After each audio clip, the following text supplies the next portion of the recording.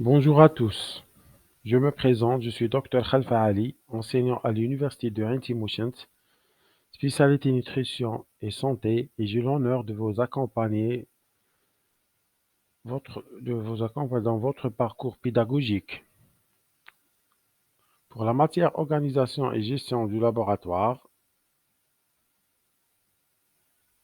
l'objectif de ce cours est, à l'issue de cette matière, l'étudiant aura acquis des notions de base sur l'organisation d'un laboratoire et de sa gestion administrative et technique, et les risques qui en découlent.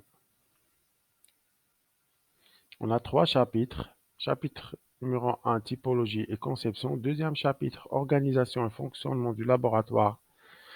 Et le troisième chapitre, c'est l'hygiène et sécurité. On va commencer par le premier chapitre.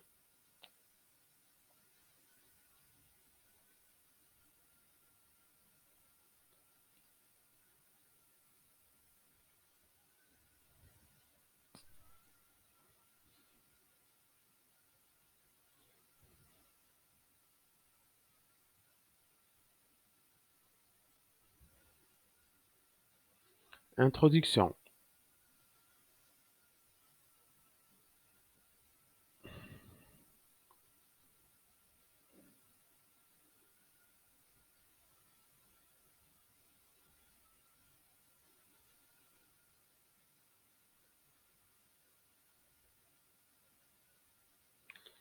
Les résultats d'analyse de biologie médicale constituent des données décisives pour le diagnostic et la prescription des soins appropriés. À cet effet, la recherche de la qualité doit être la préoccupation constante de tout directeur de laboratoire. L'observation des règles de bonne pratique de laboratoire est une des conditions déterminantes de cette qualité. Ces règles s'adressent à toutes les personnes travaillant au sein des laboratoires d'analyse médicale, toutes qualifications confondues.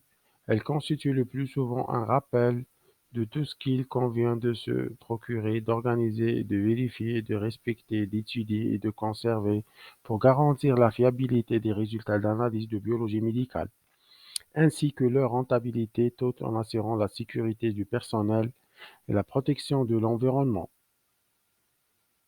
Définition de laboratoire d'analyse.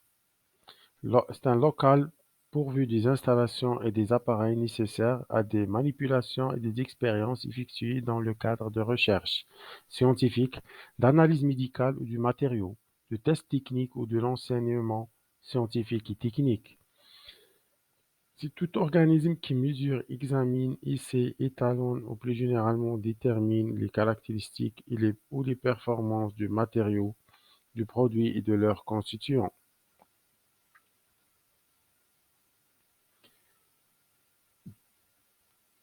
L'analyse et essai, c'est toute opération technique qui consiste à déterminer une ou plusieurs caractéristiques ou la performance d'un produit, matériau, équipement, organisme, phénomène, processus ou service donné, selon un mode opératoire spécifié. C'est les normes, appelées normes.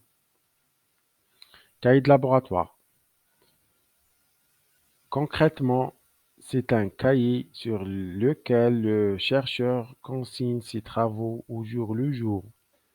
Chaque cahier possède un numéro unique et figure également le nom de l'utilisateur, le nom du propriétaire et un espace en bas de chaque page numérotée pour dater et signer.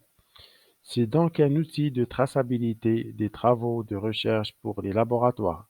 Il est destiné à laisser une trace écrite des travaux de recherche, pouvant également servir de preuve matérielle sur l'antériorité de toute activité.